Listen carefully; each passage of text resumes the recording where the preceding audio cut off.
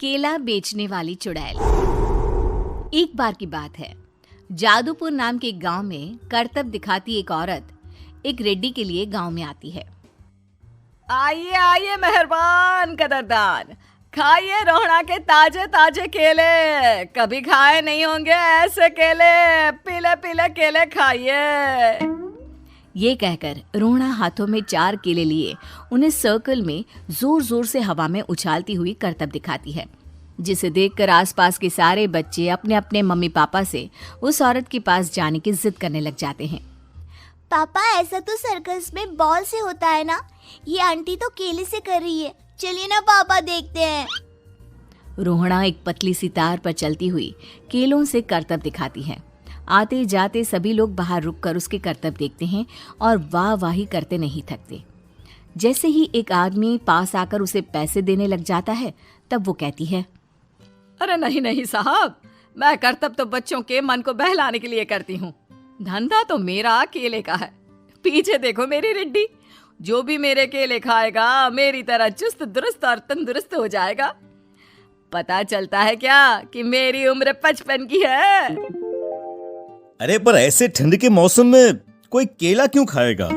ये ऐसे वैसे केले नहीं है साहब, ये शरीर में गर्मी देते हैं। ठंड को दूर भगाए जो भी रोहिणा के केले खाए। पापा, अगर मुझे केले नहीं मिले तो मैं घर नहीं जाऊंगी। तभी उसके पापा कहते हैं कि बेटा, केले ठंड में कभी गर्मी नहीं देते। ये सब कहने की बातें हैं, सामान बेचने का तरीका है इनका। पर पिंकी नहीं मानती। मैं केले खाऊंगी। पिंकी की जिद के आगे नत्थू हार जाता है और उसे केले खरीद कर दे देता है। पिंकी खुश होकर केले घर ले आकर खाती है। अब मैं भी करतब करूंगी, कितना मजा आएगा। जादुई केले। पिंकी पहला केला खत्म भी नहीं करती कि वो बेहोश हो जाती है। दूसरे केले से एक काला धुआं आता है और रोहड़ा चुड़ैल बनकर बाहर निकल आती है। मेरे भूतिया केले बच्चे न खाए, ऐसा हो ही नहीं सकता। जादूपुर वालों, कब तक बचोगे? आ गई हूं मैं रोहड़ा, जिसका कोई नहीं कर सकता सामना। रोहड़ा पिंकी को गोद में उठाकर काले धुएं में कहीं गायब हो जाती है। शाम के वक्त नत्थू घर लौटता है और पिंकी को घर में ना पाकर उसकी माँ से कहता है, माँ पिंकी कहाँ है? अरे बेटा, उसे तो तू सुबह करतब दिखाने ले गया था ना, फिर कहाँ वापस आए तुम दोनों? मुझे लगा तू उसे अपने साथ मंडी ले गया होगा।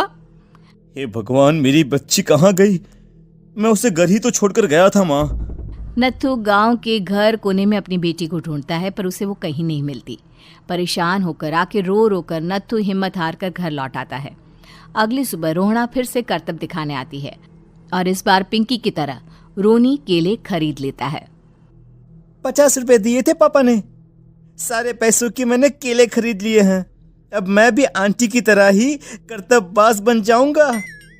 यही सोचते हुए रोनी केले खाता है और पहला अकेला केला आधा खत्म भी नहीं करता कि चुड़ैल उसके सामने आ जाती है। मेरे साथ चलने का समय आ गया है रोनी। ये तो बस शुरुआत है। अब इस गांव के सारे बच्चे धीरे धीरे मेरे कब्जे में होंगे, एक बच्चा भी नहीं बचेगा। ये कहकर रोना रोनी को गोद में लेकर काले धुएं में अदृश्य हो जाती है। इसके बाद हर रोज गांव में से कोई ना कोई बच्चा गायब होता, पर ऐसा क्यों हो रहा है किसी को भी समझ में नहीं आ पा रहा था। रोज की तरह अपनी बेटी पिंकी की तलाश में नत्थू गांव के एक तालाब के पास बैठा रो रहा था। कहाँ गई मेरी पिंकी? शकुंतला के जाने के बाद एक वही तो मेरा सहारा थी। अरे उसकी आत्मा कोस रही होगी मुझे कि मैं अपनी बच्ची को संभाल भी नहीं पाया। नत्थू ये कहता हुआ रो ही रहा था कि तभी तालाब में से उसे शकुंतला की आवाज सुनाई देती है। कहाँ थी तुम शकुंतला? हमारी बच्ची और सारे गायब हुए बच्चे रोहड़ा के कब्जे में हैं।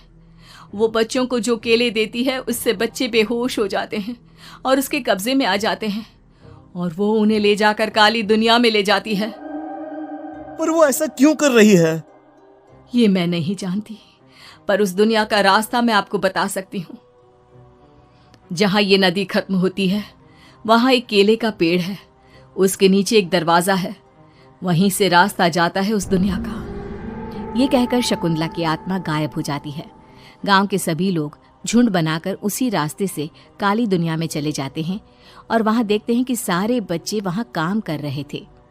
पापा मुझे ले चलो यहाँ से। पापा पापा। सभी बच्चे अपने मम्मी पापा से लिपट जाते हैं। तो तुम लोग यहाँ तक आ गए? क्यों हमारे बच्चों को पकड़ लिया तूने? तुझे शिकार ही बनाना है तो ले, हम सब आ गए हैं, हमें खा ले। नहीं, मुझे बच्चे चाहिए। मेरे बच्चे के बदले तुम लोगों के बच्चे। क्या मतलब? मैं इसी गांव में रहने वाली एक औरत थी। केले की चोरी के इल्जाम में मेरे बेटे को गांव वालों ने इतना मारा कि वो मर गया। उसी दिन मैंने ठान लिया कि गांव वालों का भी वही हाल करूंगी। कुछ दिन बाद बेटे के चले जाने के दुख में मैं भी मर गई और मेरी भटकती आत्मा एक चुड़ैल बन गई। और फिर मैंने बदला लिया तुम सबके बच्चे छीनकर। बर्दाश्त नहीं कर पाए ना? सोचो मुझ पर क्या बीती होगी। हमें माफ कर दो रोना। पता नहीं ये किसकी गलती थी, पर हम सभी माफी मांगते हैं। हमारी खुशियां लौटा दो, तुम भी तो एक माँ हो। गांव वालों की बात सुनकर रोना का मन पिघल जाता है और वो बच्चों को छोड़ देती है। उसके बाद काली दुनिया बच्चों के लिए जादुई दुनिया बन जाती है। अब कोई भी कभी भी वहां आ जा सकता था।